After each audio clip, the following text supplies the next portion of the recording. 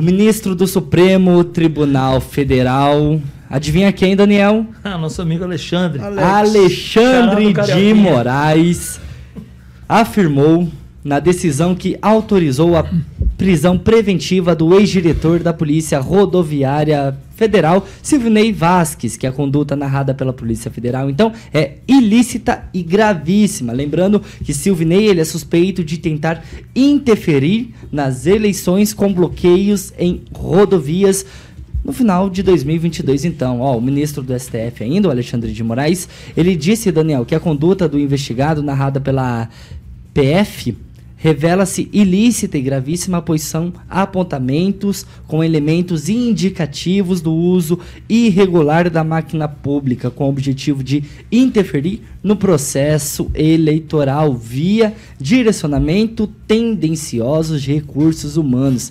E também, Daniel, não parou por aí não, porque também de materiais com o intuito de dificultar o trânsito de eleitores. Daniel, 1 minuto e meio. Tiago, o Alexandre de Moraes, mais uma vez, ele vem para ser a estrela, o destaque, ele vem para polemizar, né? Quando ele fala em atitude ilícita e gravíssima, quando as coisas são comprovadas, quando as coisas são julgadas, ele tudo demanda sem a falsidade, sem a mentira, ele está ali correto. Só que espanta que toda semana ele quer vir para os holofotes, ele quer vir dar a declaração, sendo que parece que é sempre para um lado só. É um peso e 2 medidas, né? Quando é para o outro lado é outra medida, quando é para o lado de cá é uma outra medida. Então, assim, ele de novo polemizando, mais uma vez o judiciário entrando em cena, ele querendo aparecer mais do que todos, e com isso ninguém, né?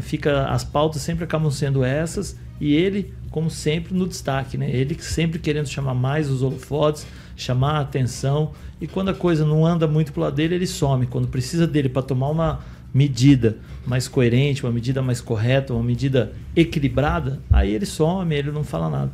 Agora, quando as coisas acontecem ali do lado que ele, vamos dizer, do lado que ele joga, aí ele vem para a torcida, ele aparece em todos os sites, em todos os jornais, em todos os blogs, para querer ser ele a estrela maior. Regiane, a Polícia Federal ainda encontrou provas que as blitz realizadas no segundo turno das eleições, elas foram direcionadas contra o presidente Luiz Inácio Lula da Silva, o que baseou então o pedido de prisão do ex-diretor-geral da Polícia Rodoviária Federal. Pois é, primeiro eu gostaria de ver o outro lado da história, né, que eu não ouvi ainda o que o Sirlei, né? O nome dele? Silvinei tem a dizer a respeito.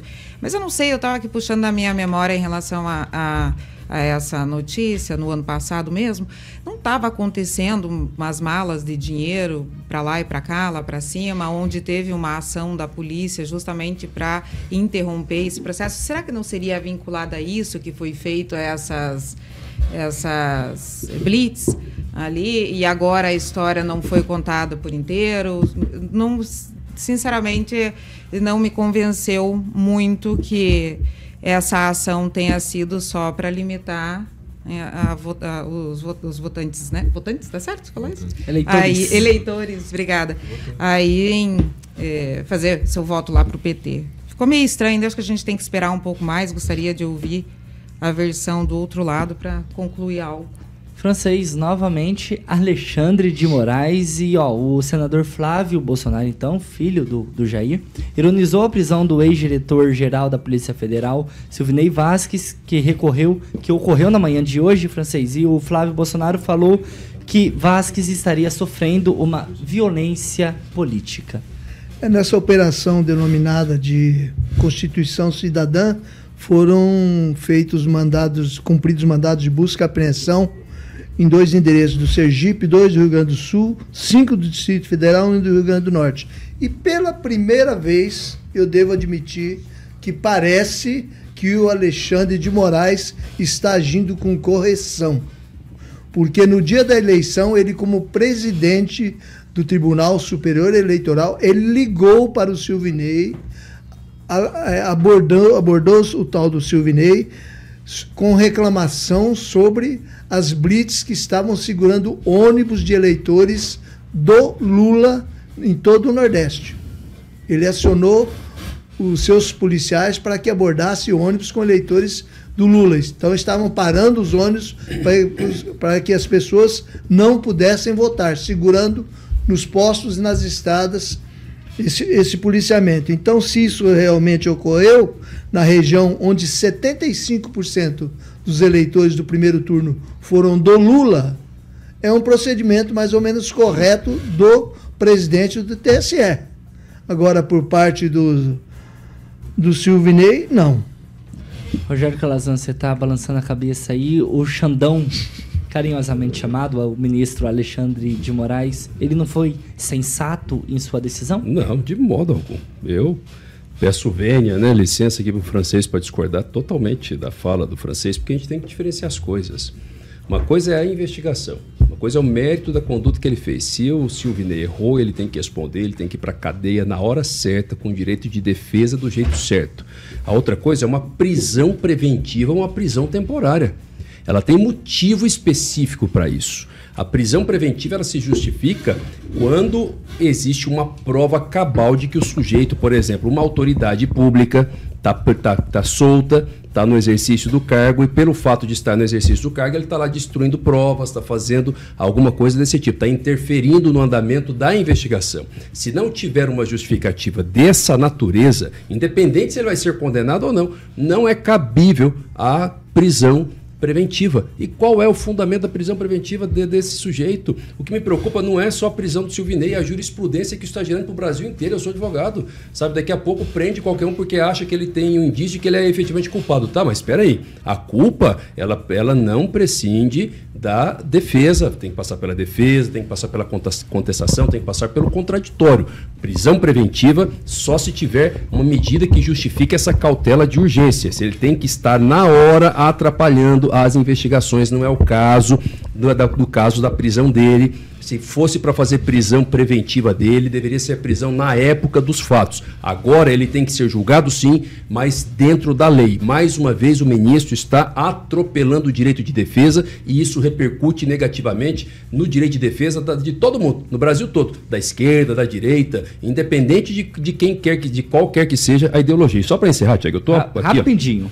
Bem rapidinho. Eu estou aberto aqui com o meu celular, não sei se dá para ver, mas enfim, estou aqui no site do PT, inclusive, pegando uma matéria de março de 2016, inclusive com a foto do Zanin, o ministro. Pode aproximar um pouco mais da webcam que vai aparecer certinho. Não sei se dá para ver aqui, mostrando o ministro Zanin, inclusive na época aqui como advogado do Lula. E essa matéria aqui, ela questionava, o pessoal já viu, ela questionava quando o Lula foi conduzido coercitivamente para ser ouvido. Ele foi levado para ser ouvido lá no aeroporto de Congonhas. Não sei se vocês se lembram disso. Na época, como advogado, inclusive, eu me manifestei contrário, porque foi uma operação abusiva. Porque até então ele não tinha nunca se recusado a depor. Então, por que levar ele para uma condição coercitiva? A mesma coisa agora. Mesmo que o sujeito esteja errado naquilo que ele já fez no passado, mas se não tem naquele momento uma resistência, uma interferência dele na investigação, nem a condução coercitiva, muito menos ainda a prisão preventiva, porque ambos os procedimentos atropelam o direito de defesa. Francês, 15 segundinhos. Calazans, você como advogado, você está coberto de razão no seu raciocínio. Menos de cabelo. Mas eu não disse nada sobre isso. O que eu me fixei na questão do mérito da questão. Tá, mas se realmente você afirmou que a conduta do Alexandre de Moraes não prendeu o cara, tá certo. Então perdoe minha falha. O que eu quis dizer é sobre o mérito. Eu não perdoaria, não. Que o Silvinei realmente pisou na bola se ele fez esse procedimento. Agora, que a extemporânea ação do magistrado, eu também concordo. Emerson Celestino, já peço licença até pro Zaqueu Silva aqui, que eu vou me apropriar da fala dele aqui no chat do YouTube da Jovem Pan Maringá, para passar a palavra para você.